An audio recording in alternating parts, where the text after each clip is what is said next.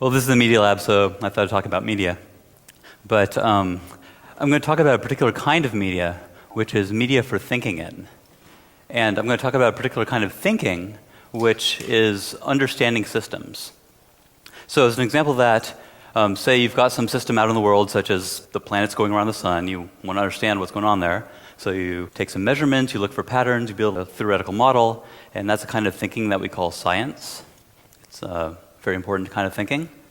But you can also go in the other direction. Instead of going from the system to the theory, you can start from theory and build your own system, like a spacecraft to take you to a planet. And that's the kind of thinking that we call engineering. But either way that you're going, whether you're going from system to a theory or from theory to a system, understanding the system is really at the heart of what you're doing.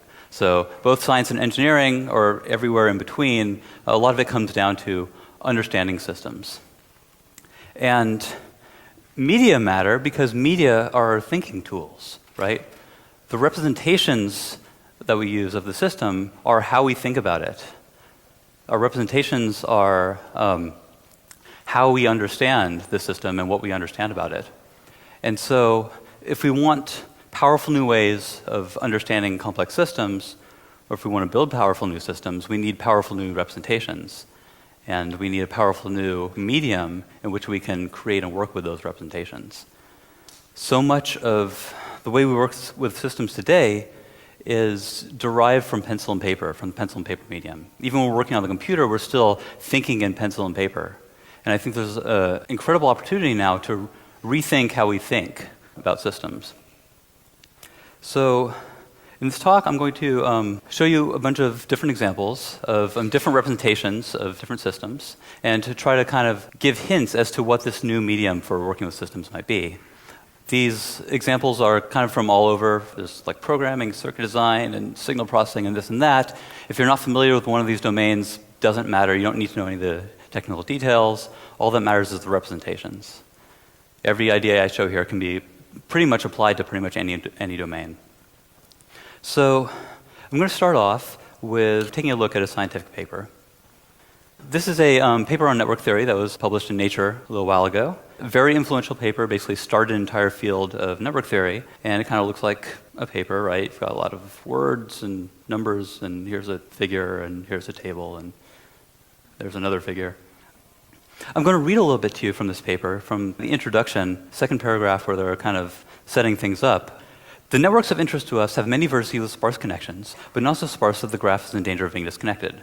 Specifically, we require that n much greater than k much greater than log n much greater than 1, or k much greater than log n guarantees the random graph will be connected. In this regime, we find that L goes as n over 2k much greater than 1, and C goes as 3/4, as P goes to 0, and this is incomprehensible.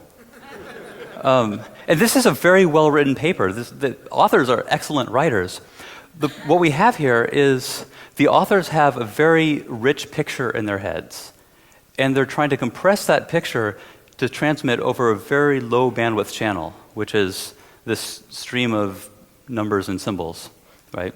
So it's a very lossy compression, and we've got the reader on the other end trying to decompress this picture into their own head, and it doesn't work very well. So I redesigned this paper, and my redesign looks a little bit like this. So you can see words and pictures very tightly intertwined, a little bit of words, a little bit of pictures. I'll read a little bit to you from this part up here, where they're establishing the algorithm that they used to generate these networks that they study. We start with a ring of n vertices, and here we see a ring of 12 vertices, where each vertex is connected to its k nearest neighbors. Here we see k equals 4 connections, like so. Now they're all connected. We choose a vertex and the edge to its nearest neighbor. There's the vertex, there's the edge. With probability p, we reconnect the edge at random. There it is reconnected. We repeat this process moving clockwise around the ring, like so. So instead of just describing the algorithm, it's depicting the state of the system at each step. So this is what you normally would have to construct in your head. Here, the picture in your head is just illustrated. Here they're discussing some relationships. The regular lattice, L grows linearly with n. We see L growing linearly with n. We see C is staying constant. The random network, L grows logarithmically. We see L grow logarithmically. We see C going as a reciprocal relationship. When we read the word logarithmic, we don't have to reconstruct that relationship in our head. You can just see it.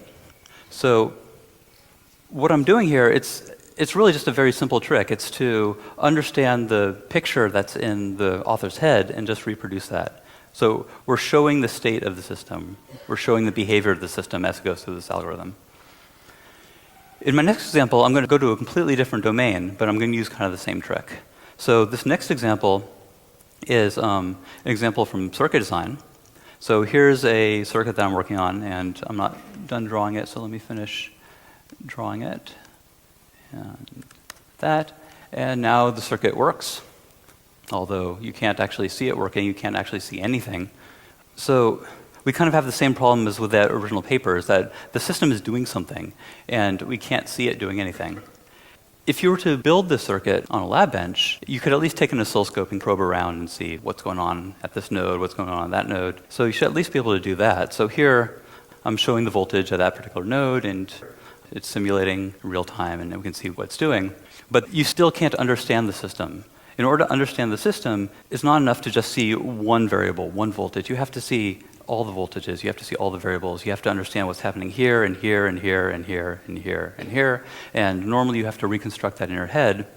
But if I spread these out a little bit and switch to this representation, now you can see all the voltages across the entire circuit. I can scrub over them. I can see what's going on in this region. I can compare any two. The one that I'm mousing over right now, its shadow is overlaid on all the other plots, so I can compare them. I can adjust anything in the circuit, such as this resistor, turn it up or down, and I see immediately how the behavior changes. So we're a little bit further towards understanding the behavior of the system, but it's still not enough. We're really only seeing half of the behavior now, because in electronics, there's both voltage and current. In order to understand what the system's doing, you have to understand both of these things. So what I'm going to do is I'm going to replace each of these components here, such as this resistor, with a plot of the current going through that resistor. So right now, each of those blue blocks represents a component. This one right here is a resistor. This one's a capacitor. You can see what it is because they have a little badge. But instead of just being a dead schematic symbol, now it represents behavior. And so I can now, at a glance, see the entire behavior across the entire system, all the voltages, all the currents, compare all of them. I can change anything about the system and see immediately how the behavior changes in response. Now, this representation here has all the same structural information as this. You still have the resistor hooked up to the capacitor, hooked up to the transistor. The difference is now, instead of just being made out of these squiggly symbols that were designed for pencil and paper, now it's made out of live data where you can see what the system's doing. So this is a paper about network theory. This is an engineering design using the same trick, which is just showing the behavior of the system. So with those two examples in mind, I want to step back a bit and kind of talk a little more abstractly about what's going on here.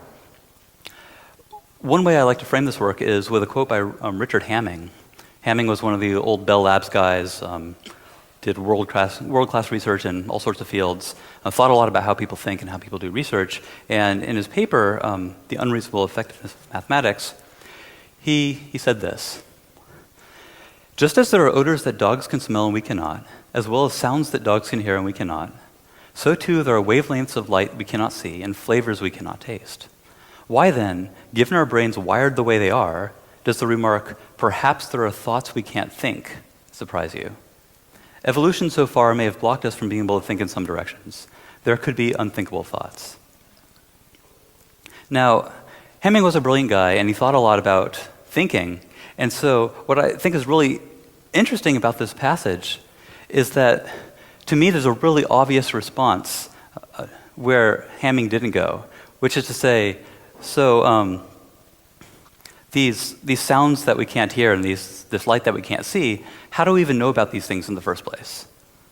Well, we build tools. We build tools that adapt these things that are outside of our senses to our human bodies, to our human senses.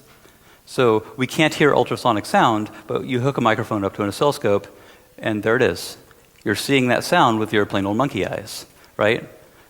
We can't see cells and we can't see galaxies, but we build microscopes and telescopes, and these tools adapt the world to our human bodies, to our human senses. right? So when Hamming says there could be unthinkable thoughts, we have to take that as, yes, but we build tools that adapt these unthinkable thoughts to the way that our minds work and allow us to think these thoughts that were previously unthinkable. And I'll give you a couple examples of these kind of adapting tools. Probably the greatest one in the history of humanity is writing. Writing made thought visible. Writing allowed us to think about thinking.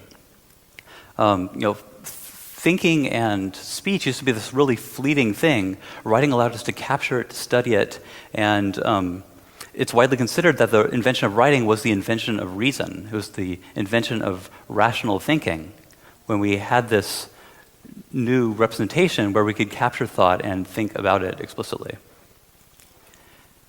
And the thing about having a literate culture is that if you've grown up with literacy, you're now able to think in this much more powerful way. Even if you're not writing at that very moment, you're still able to think literately. That was Marshall McLuhan's deal, right? You introduce a medium into society, and it changes the thought patterns of the society. So writing was this really powerful tool for allowing us to think thoughts that were previously unthinkable. Another really great one was mathematical notation. So I'm going to show you a math problem that was addressed by the great mathematician Al-Khwarizmi around the year 900. He wrote, "What is a square which, when taken with 10 of its roots, will give a sum total of 39? Now, the roots before us in the problem are 10, therefore take 5, which multiplies itself gives 25, and so on and so on. And it would be another 800 years before we'd be able to write that same problem in this form." So there's a structure that's visible in that bottom form that's invisible, it's hidden in the recipe. And once you take that concept and make it visible, now you're able to think explicitly about it, you're able to develop means of manipulating it. And the invention of this notation is widely considered to be the birth of modern mathematics. One reason being that once you have it in that bottom form, you can start to think, well, what if x isn't a number? What if x is a velocity or a matrix or a member of some abstract group? And I think it's really interesting that the birth of modern mathematics is considered to be not any particular mathematical concept, but a user interface, right? So when I'm talking about thinking unthinkable thoughts, this is the sort of thing I have in mind. These representations that make concepts visible that used to be invisible and allow us to think explicitly about them, allow our minds to go in directions that couldn't go before. Now, in the same way that if you're going to build a microscope, it probably helps to know a little bit about optics, know how the eye works. If you're going to build a thinking tool, it probably helps to have some idea of how people think about things. And one simple framework that I like is one I got from Jerome Bruner, who adapted it from Piaget, and he talked about these 3 different mentalities, these 3 different ways that people have of thinking about things, which he called the inactive, the iconic, and the symbolic. And in modern UI terms, they might be called interactive, visual, and symbolic. So interactive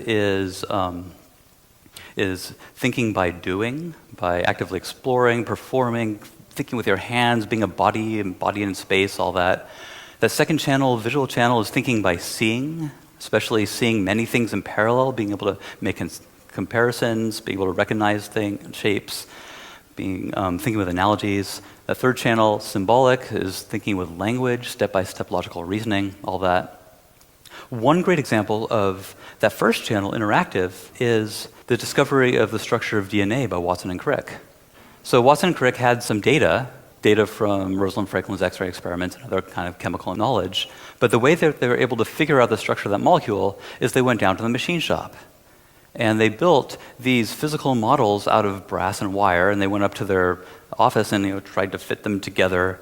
And they were ridiculed by their colleagues. Their colleagues are like, hey, it's Watson and Crick playing with their toys again.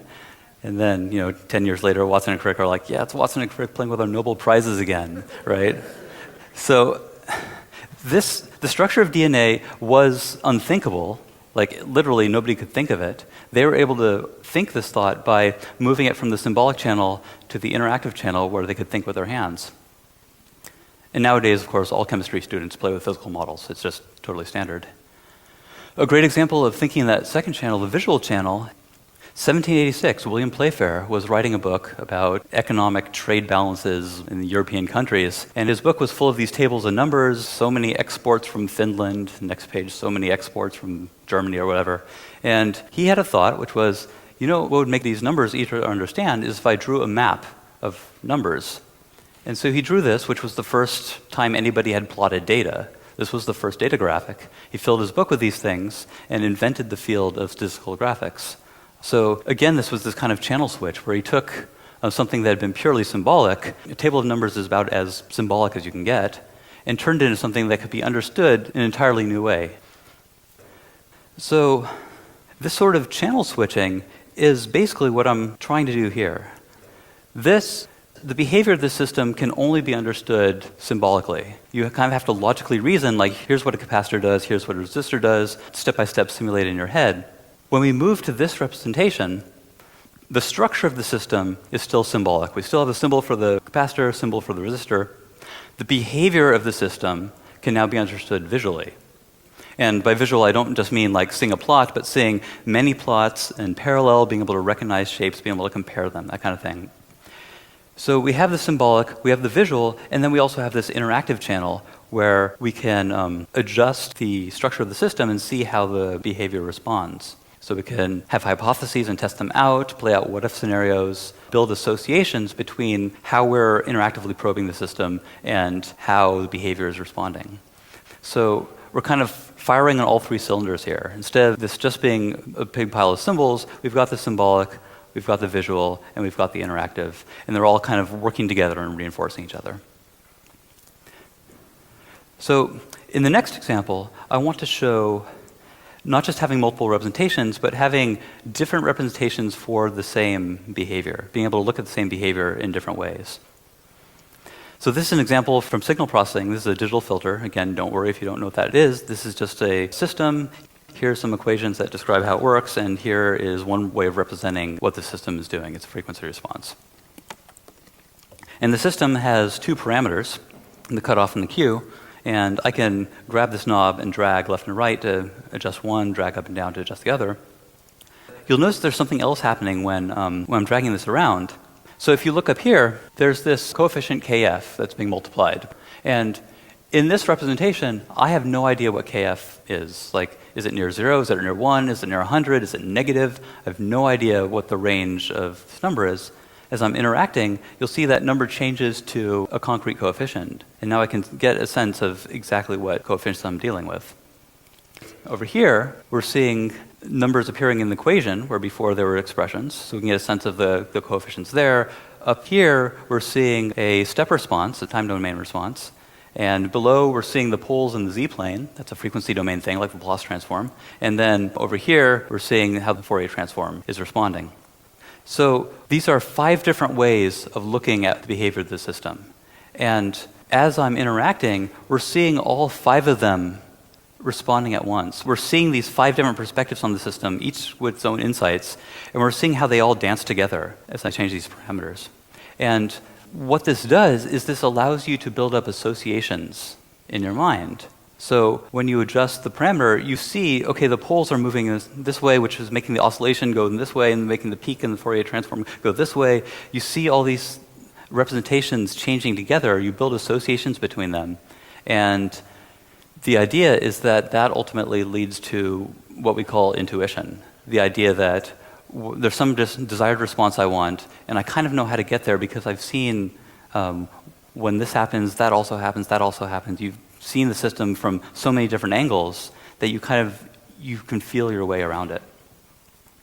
This is a very different way of thinking than the traditional analytic, write a whole bunch of pages of grungy equations and come out with the answer way of thinking. So, we need to see the behavior of the system. We need to see the entire behavior across the entire system, all the variables at once. We need to be able to interact with the system, see how the behavior changes. We need multiple representations of the behavior to see it from different perspectives and different angles. Something else that we need is to be able to interact with the behavior. All I've done so far, and what I'm doing here, is interacting with the structure of the system. I'm changing parameters, and then we're just looking at the behavior. But you can do more than look at the behavior. You can also work with the behavior. So in this next example, what I have here is an environment for working with difference equations. And again, don't worry too much about what that means, but here I'm defining a variable called a, and I can set it to a constant, and as I move it up and down, you can see that we have this kind of flat line plot here because it's constant. But I can also say that at each step, we're going to subtract a little bit off of a. I'm going to set the initial value here, and then you can see that each step of time, we're subtracting a little bit off, and we get this ramp going down, and I can change that constant and get a different slope ramp.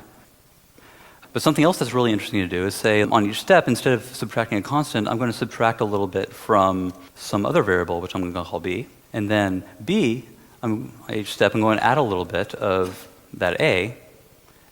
Let me connect these two so they're always the same. And what we get is this kind of recursive relationship where they end up oscillating. So here's two variables I made called a and b, and they turn into this sine oscillator. Maybe I'll define a variable c, which when a is positive, give me a 1. If a is negative, give me a negative 1. And now we've turned it into a square wave. And then integrate that square wave. And when you integrate a square wave, you get a triangle wave. So taking this behavior and then transforming it in different ways, maybe bring out relationships that are interesting. So far, I've mostly just been working over here on the structure of the system, but I can also work over on the behavior. So let's say I want to know how big this period is. What's the period of the sine wave? Well, I can just click and drag over a region and measure it. So I dragged over that region. I can see that it's about 68 samples wide. And you're also seeing something over here, which is saying the mean is 0, which makes sense if it's a full period. But I can also look at the max or the min, or I can define my own reductions if I want to know root mean squared or whatever. So another way of looking at it, selecting regions and then running reductions over them. Now, this period is 68 samples wide, but then as I change this, the period is also changing, and this selection is kind of going out of sync, so I'd have to select it again, and then I want to know what it is for that, so I have to select it again, and that gets kind of tedious. I'd like to know how the period changes when I change this coefficient here. So what I can do is over here I have a search field. And in search field, I can put in any condition, such as show me everywhere where a is negative. And now I've got these regions I can click on where a is negative. It found all the places where a was negative. And I can search for anything. I can find where a is less than b. Or I can find where a at time n plus 1 is greater than a at n. Now it's found all the rising slopes, right? So what I'm doing here is normally called solving an equation, solving the systems. But here it's treated as searching, which is a very different way of thinking about it. So I want that period, so I can just kind of select from one to the other. And now it's selected over a full period, and I can see that it's 82 samples wide. As I change this coefficient, I see that number is changing. But it's not really enough to just look at that number, the width of that. I want to see how that width changes as I'm changing this coefficient here. So all I need to do is draw a line from one to the other. And now it's plotting one against the other. So this is a plot of, as we vary that coefficient in the equations, it's measuring the width and plotting it. So every point on this plot corresponds to a particular system. Every point on this plot corresponds to a particular set of coefficients here, which means that the plot as a whole is not about any particular system, but an entire family of systems. So we've abstracted over that coefficient, and we're looking at an entire family of systems, comparing them. In this case, this kind of looks like a reciprocal type relationship, a 1 over x type thing. And so 1 over the period is frequency, so maybe we should be looking at frequency instead. So I'm going to define a new variable here. I need some sample rate, so say 48 kilohertz divided by n. And so here's the sample width, and now here's the frequency of the sine wave. And I can plot versus that, and we can see this has kind of a linear relationship.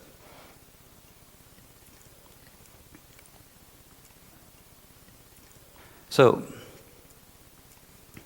we need to see the behavior of the system. We need to see the entire behavior across the entire system, all variables at once. We need to interact with the system, see how the behavior changes. We need to be able to see multiple representations of the behavior. And we need to not just see the behavior, but be able to interact with it, to be able to measure it, reduce it, transform it, search it, whatever makes sense for this particular system.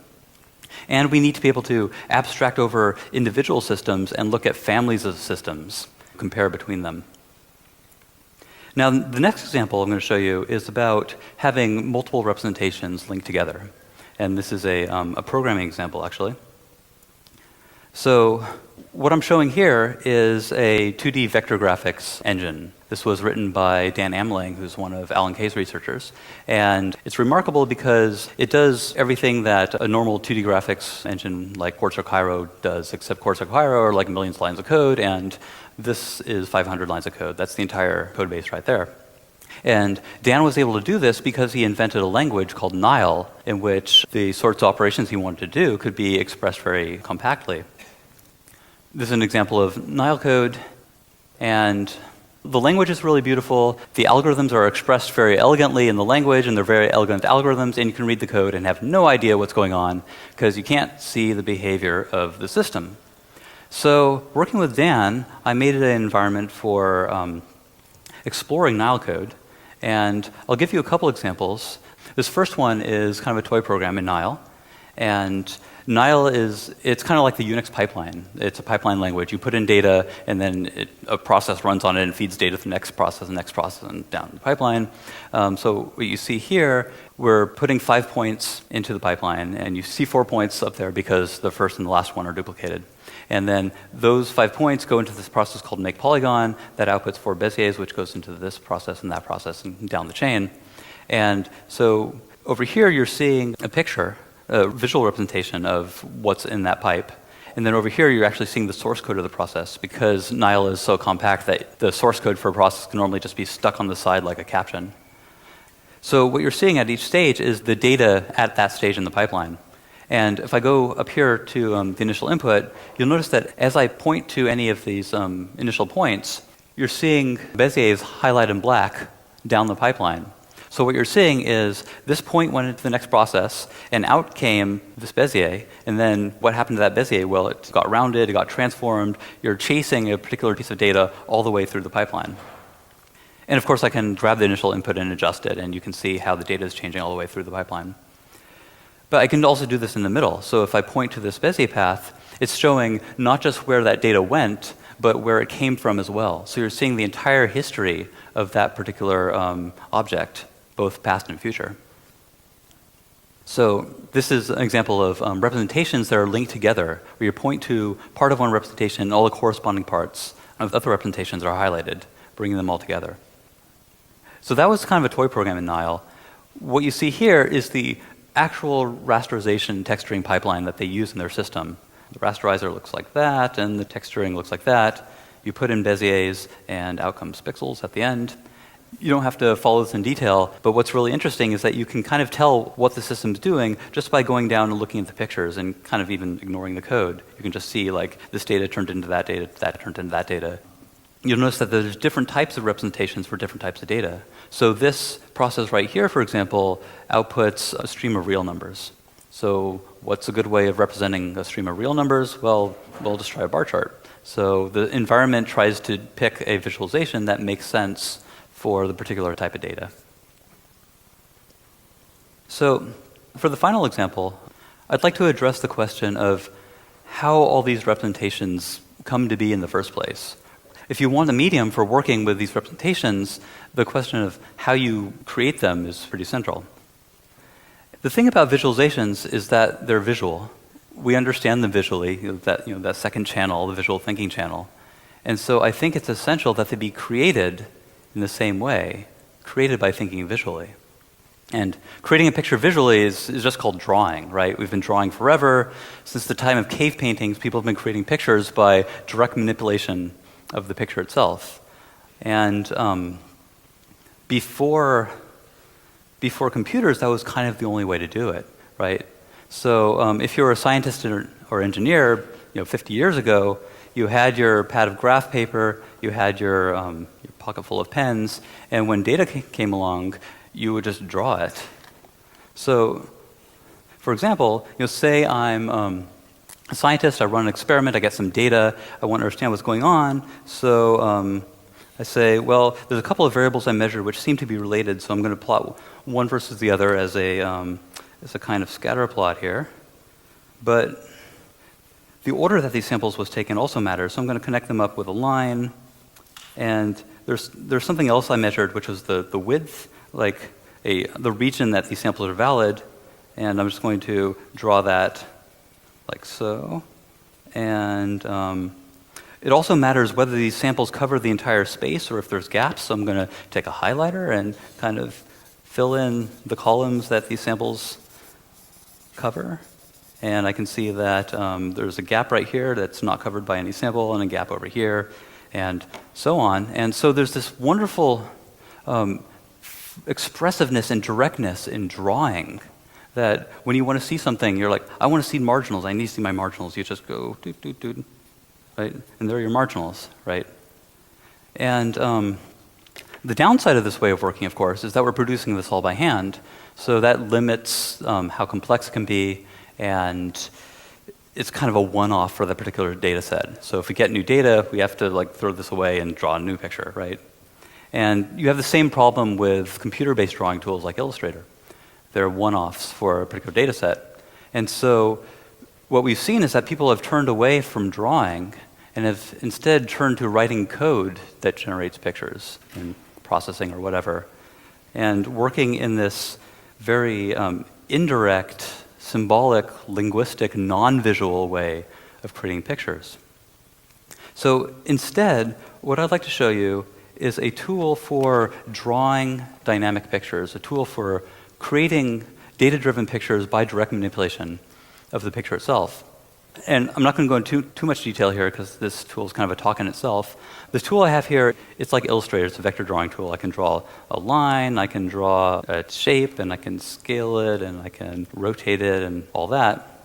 The only thing that's different from Illustrator is that as I do these things, it's recording a series of steps. I drew a line, drew a shape, scaled it, rotated it, and so on. And these steps can be parameterized by data. That rotation, for example, I can hook it up to a parameter. Now, when I change the data, the picture changes. So that's the only magic here, is I have this spreadsheet-like data environment, and I can hook it up to the steps of the picture. So if I have that same situation that I drew here, I've got my data, I want to understand what's going on. Well, maybe I'll start off drawing it as a kind of scatter plot. So I'm going to draw a rectangle over the entire canvas and scale the width by one of the variables and scale the height by the other variable, and make that a guide and draw a little dot at the end. And now I've plotted my first point. I can loop that over all the points, and now we've got this kind of scatter plot. Now I want to draw that line connecting all of the points. So I'm going to draw a line using the line tool from the previous point to the next point. And now I need to move my little marker to keep track of where the previous point was. It goes around, and I've got this path, and I'm going to make it a little bit wider and make it orange. Okay, and now I want those widths, those regions that I was drawing before. So I'm going to draw a line across the canvas, scale it down by that width variable, and just kind of plop it over here on the data point, draw those little wings that I had before. Now I want that thing I did with a highlighter. I want to see the regions that these are covering. So I'm just going to use the rectangle tool and draw a rectangle whose top is at the top of the canvas and whose bottom is at the bottom of the canvas. And let me get rid of the stroke there and make it orange. So now I can see there's a gap in the samples here, and there's this region here that was overlapped by two samples. Now I'm kind of losing track of what direction this is going, like whether it's the samples were taken in the clockwise or counterclockwise direction. So I think instead of seeing lines between them, I'd rather see arrows. So what I'm going to do is I'm just going to draw an arrowhead, just totally kind of freehanding it here, and plop it over here on the point and rotate it by some amount, which I rotated by whatever the angle of that line was. And so now I've got my arrows kind of chasing around the path. Make it orange.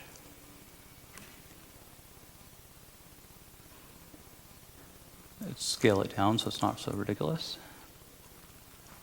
And now the scatterplot dots are just kind of getting in the way. So I'm going to select that and hide it, and so on. And so I drew this picture the same way I would draw it in Illustrator by directly manipulating the canvas.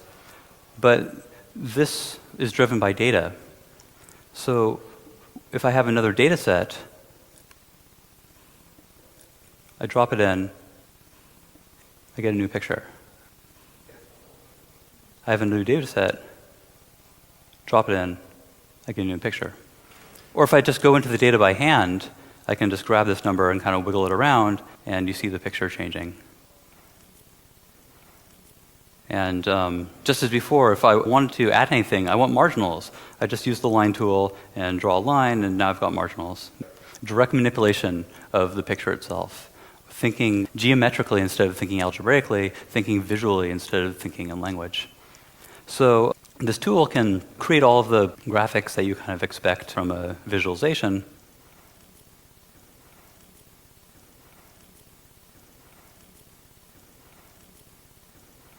You can create dynamic shapes. Yeah. But what's important is that you can kind of follow your own thought process and create pictures that have never been created before, and they're dynamic, they're driven by data. They can be used as representations for systems in the same way of everything I've been talking about so far. So, to sum up, we need to see the behavior of the system.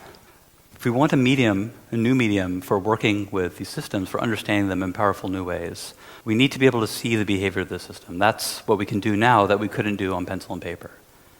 We need to see the entire state of the system across all the variables all at once, be able to make comparisons, recognize things. We need to be able to adjust the system, see how the behavior responds, immediately see how the behavior responds, make those associations between what we're changing and how the behavior responds. We need multiple representations of the system, looking at the behavior in different ways through different lenses, bringing out different insights, being able to compare them, make associations between these representations. We need to not just see the behavior, but also be able to interact with it by measuring it, searching it, transforming it, whatever makes sense. This idea of being able to interact with the behavior of the system is super important. We're normally over here interacting with the structure of the system, and that becomes the system. So, for example, when you're programming, you're working in code. You're thinking about code, you're interacting with the code, you're staring at the code all the time. The code becomes the program. But code doesn't matter. What matters is what the program is doing. And so we need representations where we're over here on the doing side, we're focusing on the behavior of the system, we're interacting with the behavior of the system, we're staring at the behavior of the behavior of the system becomes what it's all about. We need to be able to abstract over individual systems, see entire families of systems, and be able to compare them. We need multiple representations that are linked together, point to one component, and all the other components are hooked up. We need different representations for different types of data, and most importantly, we need a way of creating these representations that's in line with everything else that I've been talking about, and I think that means drawing these representations, direct manipulation of the picture itself. So, everything that I've shown you so far are hints. These are nibbling at the corners of a big problem, the big problem being, what is this new medium for understanding systems? We need to get away from pencil and paper thinking. Even when you're working on the computer, you're still thinking in pencil and paper. All the techniques we have for working with systems are derived from pencil and paper, especially programming. Programming, you're working in a written language. Written languages were designed for writing. In the bottom right corner here, that's Dijkstra's handwriting. He handwrote everything. He logically reasoned about everything. The idea of visually and interactively exploring the behavior of a system wasn't even on his radar. He probably would have found it repugnant. And that's the legacy that we've inherited. So I think we have this opportunity to reinvent how we think about systems, to create this new medium. And I don't know what that medium is, but if you'd like to help find it, let me know. Thanks.